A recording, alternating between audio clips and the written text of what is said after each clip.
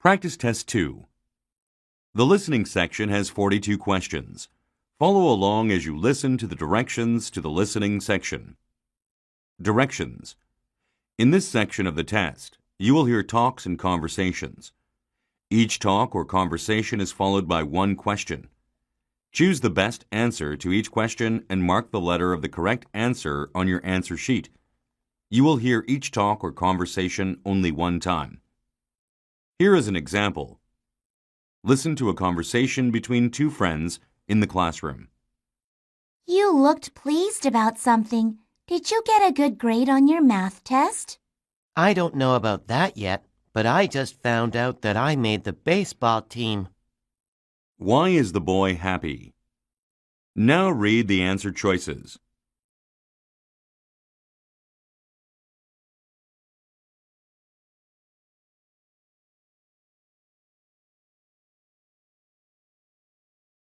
The correct answer is A. He was selected for the baseball team. Here is another example. Listen to a conversation between a student and a teacher. Jenny, I think you need to try harder. The paper you wrote wasn't very good. Okay, Mr. Grissom. I'll try to improve my writing the next time. What are the speakers mainly talking about? Now read the answer choices.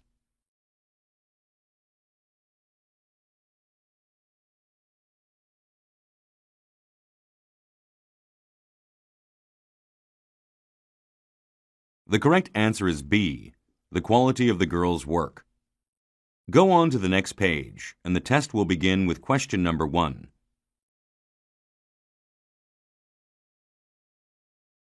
Number 1. Listen to a conversation between two friends. Alice, I heard all about the math contest over the weekend. Way to go! Thanks for saying that, but I pretty much got lucky. I just happened to write down most of the answers before anyone else did. Don't be so modest. You got the highest score at the contest. Everyone says you were incredible and led the team to victory. What are the speakers talking about?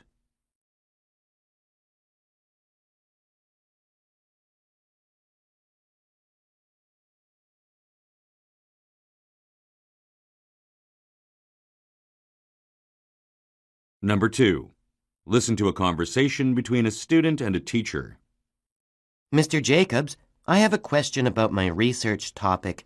Is it all right if I write about hyenas? Hyenas?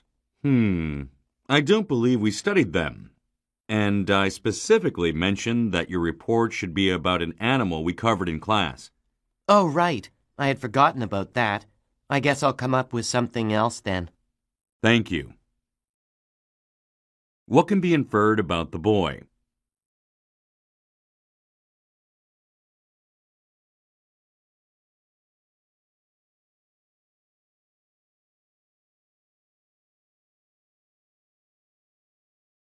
Number 3. Listen to a conversation between two friends. How many colleges are you planning to apply to this year? I haven't made up my mind, but I'll probably apply to at least 10. Why so many? I'm only applying to 3 schools. I'm not sure where I want to go, so I want to apply to every place that I'm even remotely interested in. How many schools is the girl going to apply to?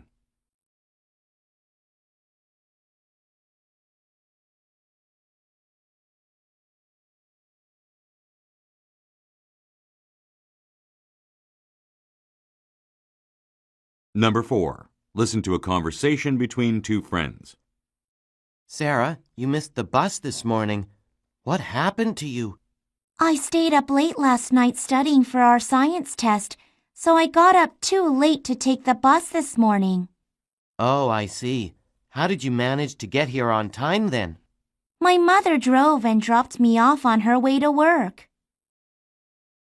How did the girl get to school?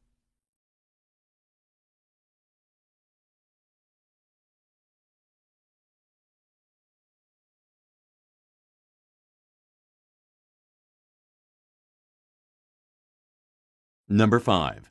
Listen to a conversation between two friends.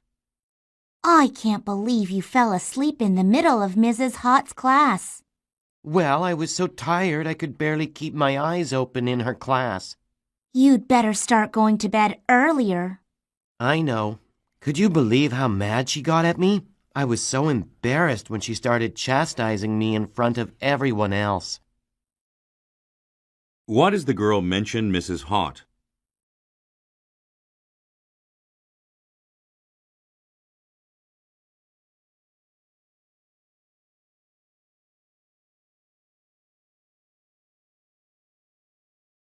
Number 6.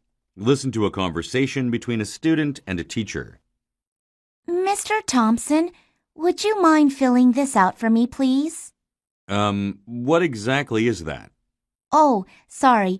I'm applying for a special summer program at the local college, so I need 2 letters of recommendation. I'm hoping you'll write one of them for me. Of course. It would be my pleasure. I'll give it back to you by tomorrow. What does the teacher imply when he says, "It would be my pleasure"?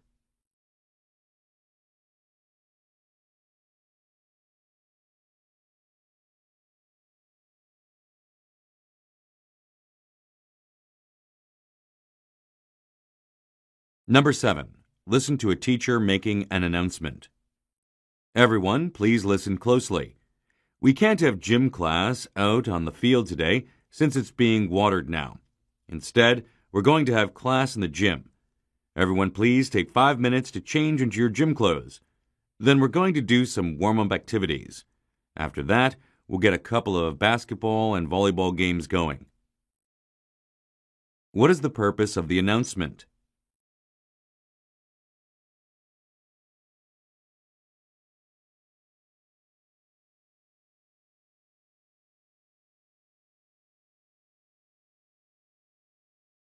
Number 8.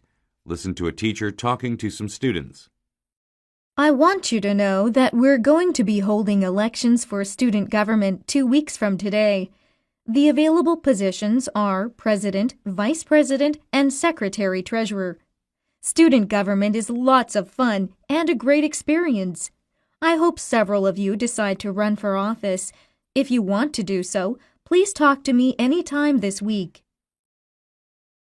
Why does the teacher suggest that the students run for office?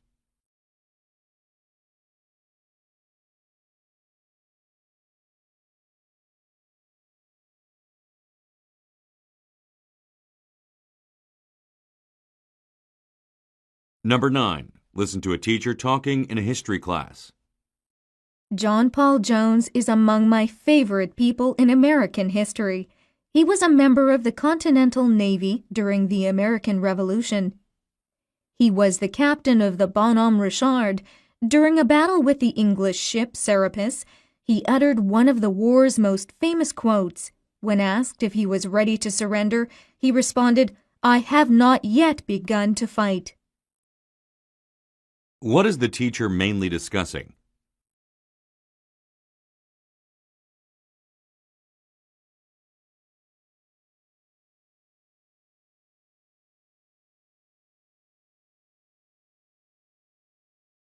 Now you will hear longer talks or conversations. Each talk or conversation will be followed by 3 or more questions. Choose the best answer to each question and mark the letter of the correct answer on your answer sheet. You will hear each talk or conversation only one time. Questions 10 through 13. Listen to a conversation between 2 students. That was a fun class we just had, wasn't it? It sure was, Jim. I can't believe how entertaining it was. Yeah, and Mr. Jackson said some really nice things about you as well. I know. Can you believe what he said? I was completely shocked since he doesn't usually openly praise students like that. Yeah, I guess you must have written an amazing paper. What exactly did you write about? Oh, it was nothing special. I just wrote my thoughts about how computers are likely to change society even more in the future. I imagine that Mr. Jackson must have agreed with what I wrote since he liked my essay that much. I suppose you're right. Well, congratulations on doing such a good job with your paper. Do you mind if I ask what you got on your paper? No, not at all. I got a 91. I did fairly well. Not as well as you, though. However, I was hoping to get at least a 95, since that would help me increase my grade. I'm trying to get from a B plus to an A minus by the end of the semester, but I don't know if I'll be able to do it. I'm sure you can. All you have to do is ace the final exam. It's worth 25% of our final grade. That's true, but I almost never do well on final exams because I have to study for so many tests at once. Still, I'm going to go home and start studying for the exam tonight. I simply have to raise my grade. Best of luck, Jim. I hope you can do it. Now answer the questions. Number 10. How does the girl probably feel when she says, Can you believe what he said?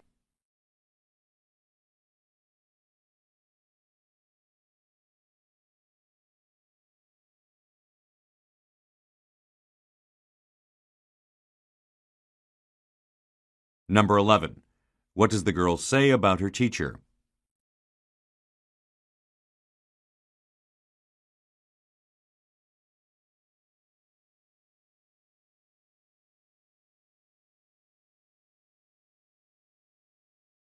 Number 12. What can be inferred about the girl's paper?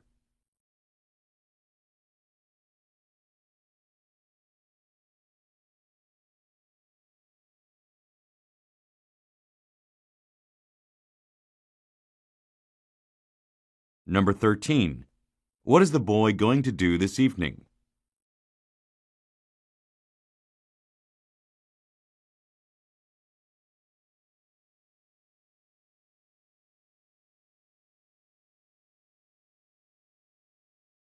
Questions 14 through 17.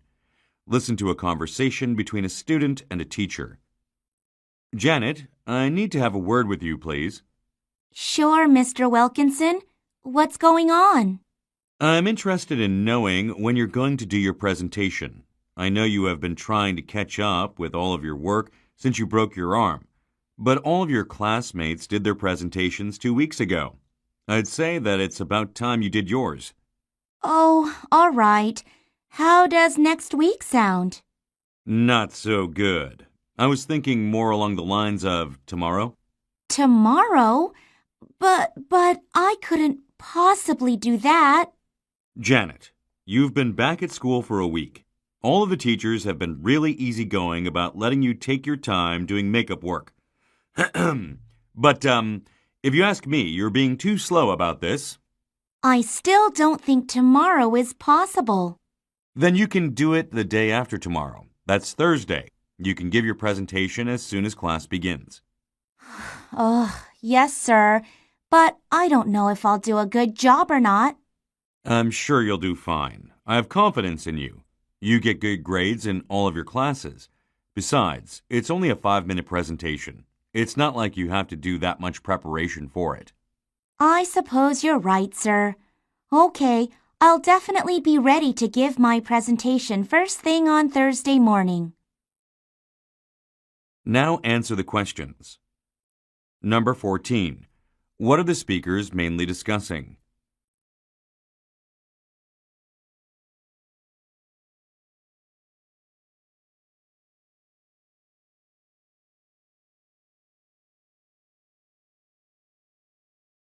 Number 15. Why was the girl absent from school?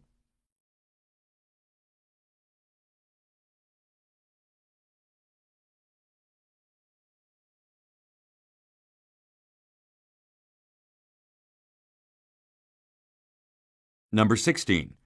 What does the teacher imply about the girl?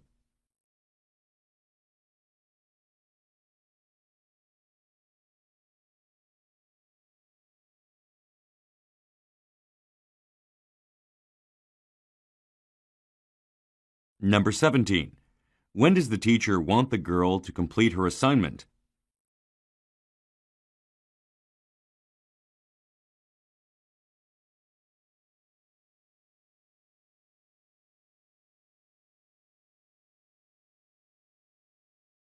Questions 18 through 21. Listen to a conversation between a student and a teacher. Good morning, Kevin.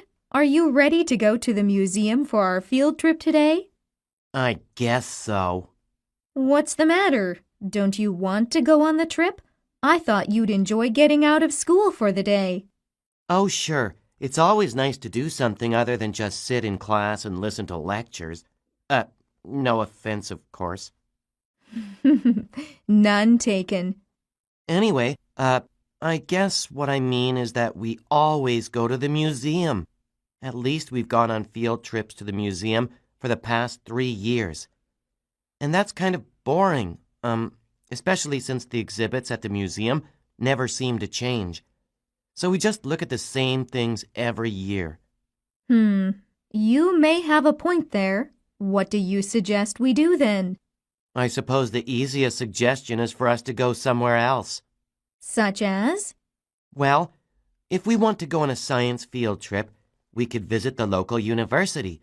Maybe a professor or two could show us around a laboratory. As for history, we could visit one of the old Civil War battlefield sites near here. And, I can't think of any more places off the top of my head. Those are 2 good ones you gave me. I'll talk to the other teachers about it while we're on the bus. Maybe we can arrange a trip to one of those places, or some other place, later in the semester. But for now, why don't you get on the bus and try to enjoy the museum, okay? Yes, ma'am. I'll do my best. Now answer the questions. Number 18. What are the speakers mostly talking about?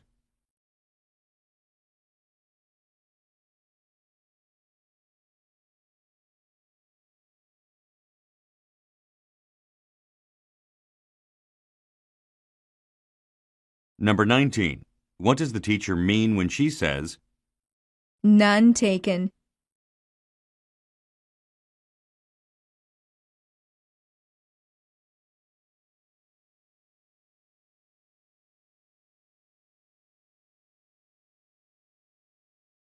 Number 20.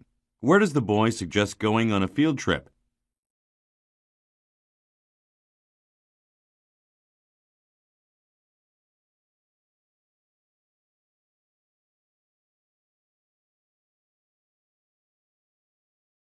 Number 21. What will the boy probably do next?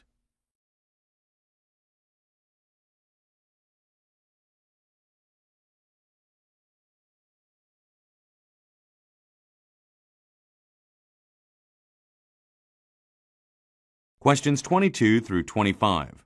Listen to a conversation between 2 students. I'm going to take a study break for a moment, Cynthia. I'm just about ready to fall asleep. I need to do something to wake myself up. Dylan, the test is in 2 days, and this is the 3rd study break you've taken in the past hour. If you keep on taking breaks, we're not going to get enough studying done, and that's going to affect my grade too. I can't help it. I'm so tired right now. Well, that's no surprise. Huh? What is that supposed to mean? I'm talking about the way that you live. I'm totally not following you.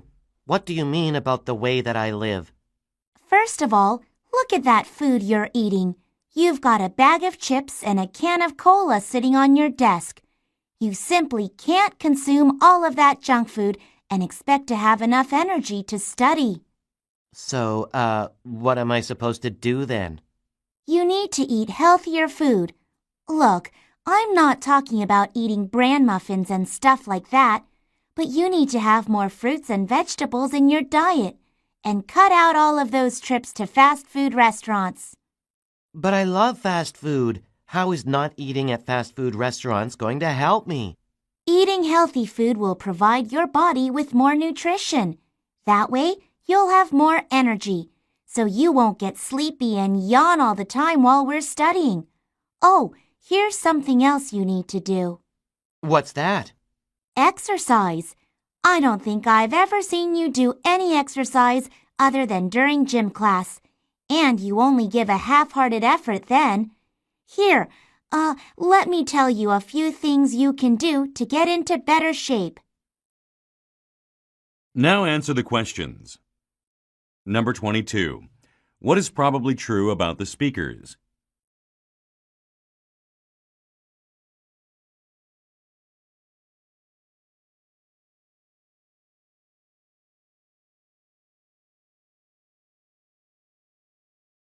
Number 23. Why does the girl mention fast food restaurants?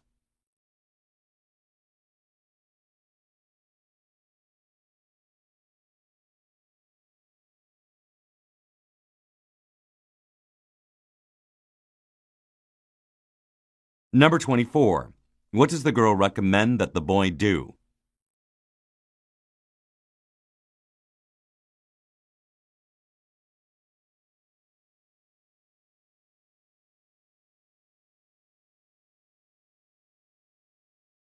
Number 25. What will the girl probably do next?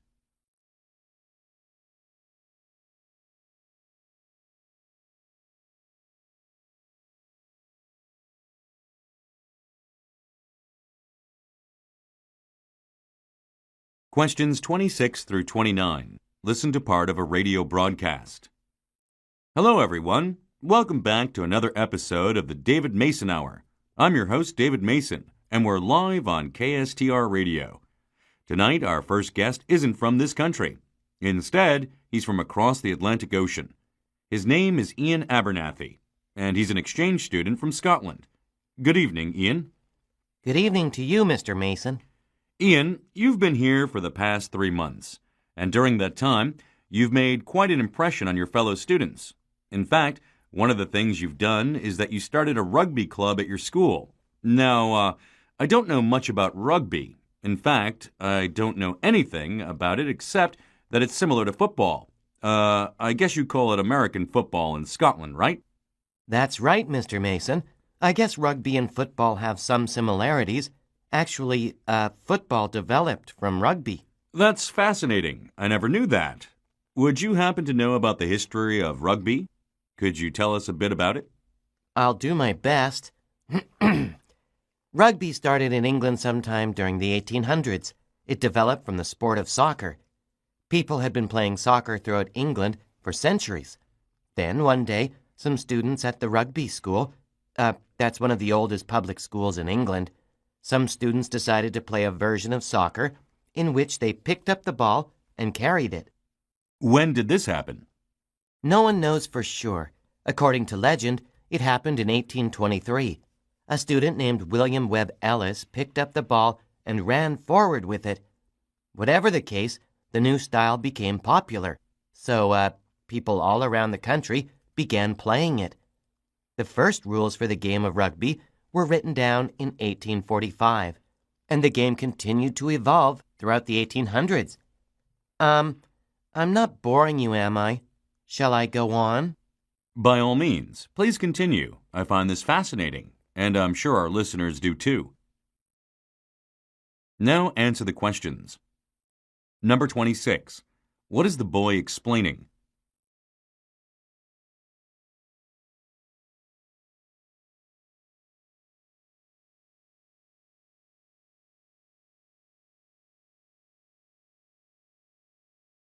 Number 27. According to the boy, where did rugby start?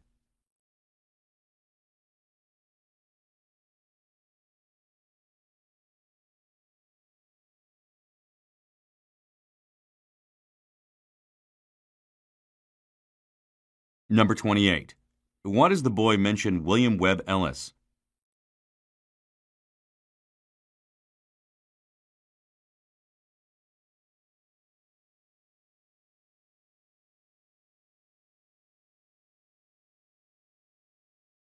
Number 29. What will the boy probably do next?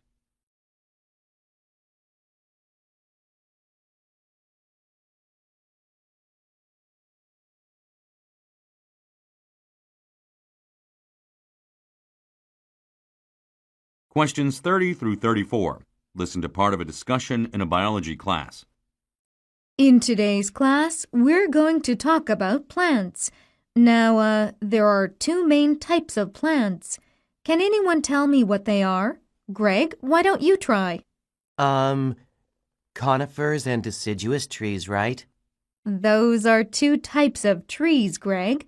But trees are only one type of plant. I'm talking about all plants in general. Does anyone else want to try? Hazel, your hand is up. What are the two main types of plants? I believe they are vascular and non-vascular plants. That's correct. Well done. First, I'm going to tell you about these plants in brief. Then, I'm going to show you some pictures to see if you can identify which kind of plant each one is. Okay, we'll start with vascular plants. Vascular plants have root systems and internal systems that allow them to move water and nutrients to different parts. Most vascular plants have roots, stems, branches, leaves, and flowers. They also typically have either flowers or nuts with seeds. Vascular plants come in a variety of sizes. They can be tiny flowers, and they can be enormous trees. As you've probably guessed, vascular plants make up the vast majority of plant species. As for non-vascular plants, well, they lack the internal transport systems that vascular plants have. Botanists classify non-vascular plants as bryophytes. That's a hard word to spell, but you can find it on the handout I gave at the end of yesterday's class. Yes, Greg? I understand what vascular plants are, but what kinds of plants are non-vascular ones?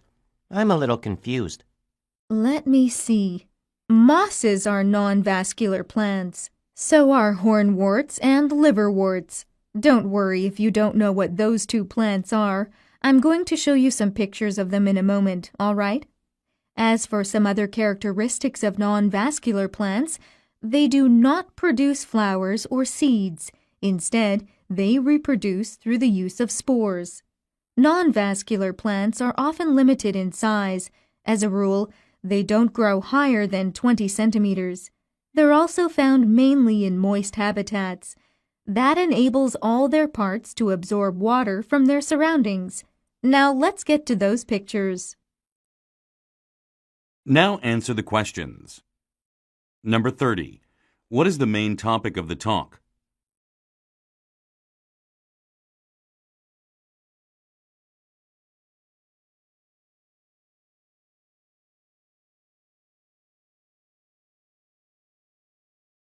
Number 31. Why does the teacher talk about vascular plants?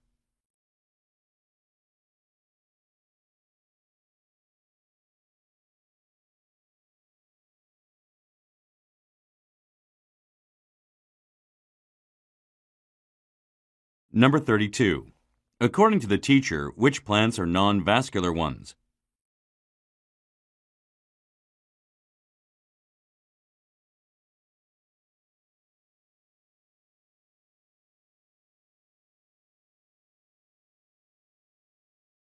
Number 33. How do non-vascular plants reproduce?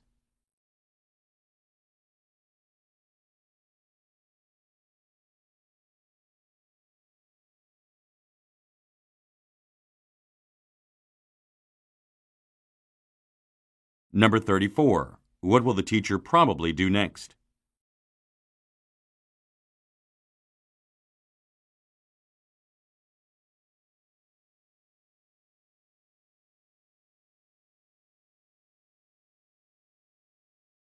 Questions 35 through 38. Listen to a teacher talking in an art class. Look at the screen, please. Check out these works of art. Here is the first one. Here is the second one. A third and a fourth. Nice, aren't they? Bill, can you tell me what they're called? They're not murals, but, I think that the name for them begins with an M. You're right on both counts. They're not murals, and the word does begin with an M. Can someone help Bill? Wait, I've got it. They're mosaics. Nice! I'm glad you remembered that. Mosaics are a very old type of art. They're my favorite type of art as well. As you can see from this picture up here, mosaics consist of many small pieces of material that are grouped together to form a picture. We call these small pieces tesserae. That's Tesserae. In case you're curious, the word comes from the Latin language. It's the term used by the ancient Romans who frequently made mosaics. Traditionally, a tessera, that's the singular form by the way, a tessera was made of glass or stone.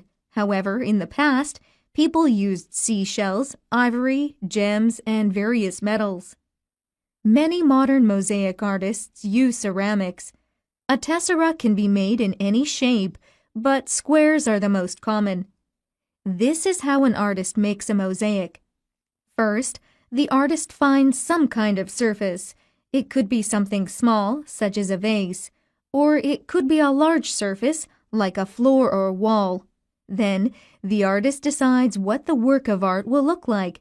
After that, the artist glues the tesserae to make the picture. There are two main ways artists do the gluing.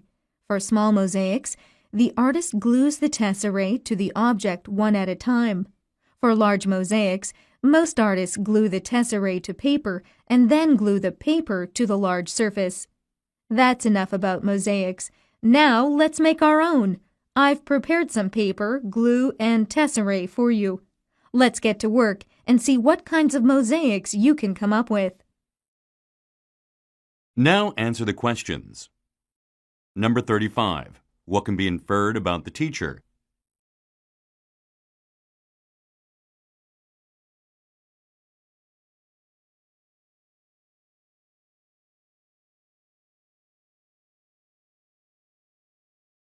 Number 36. Why does the teacher discuss tesserae?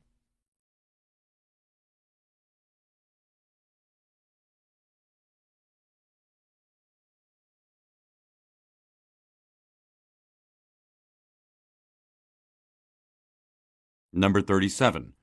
What do many modern artists use to make mosaics?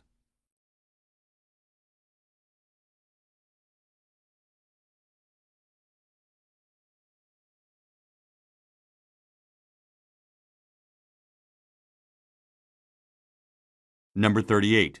According to the teacher, where do artists make mosaics?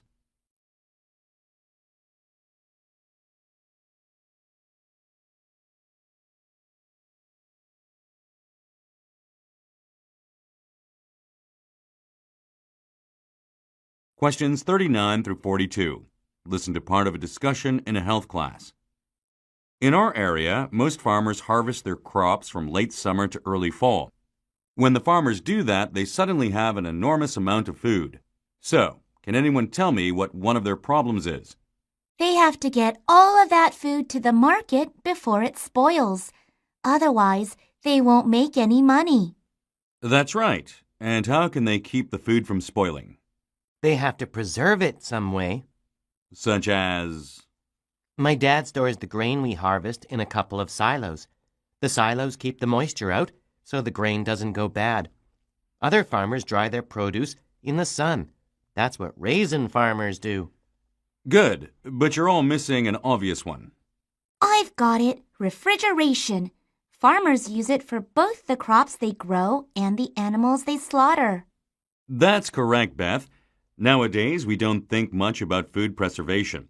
Well, farmers think about it a lot, but most regular people don't consider it at all.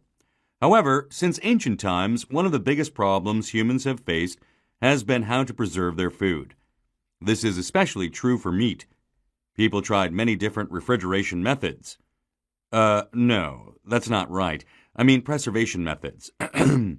People tried many different preservation methods throughout history.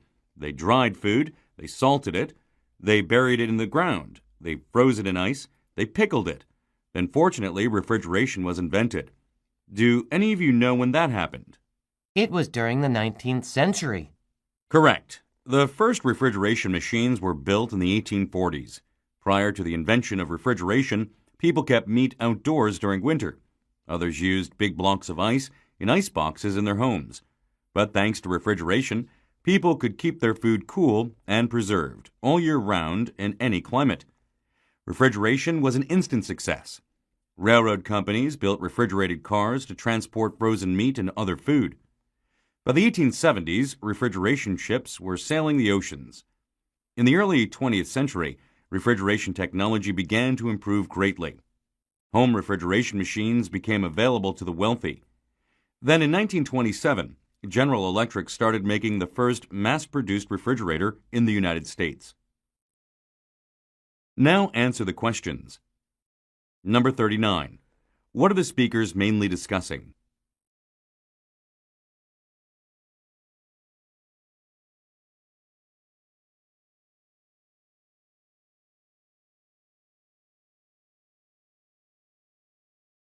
Number 40.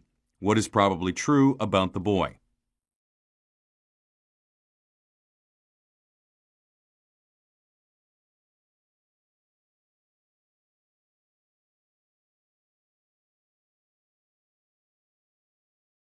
Number 41.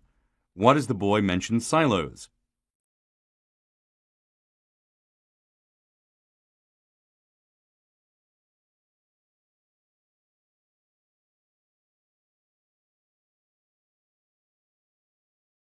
Number 42. According to the teacher, when was refrigeration invented?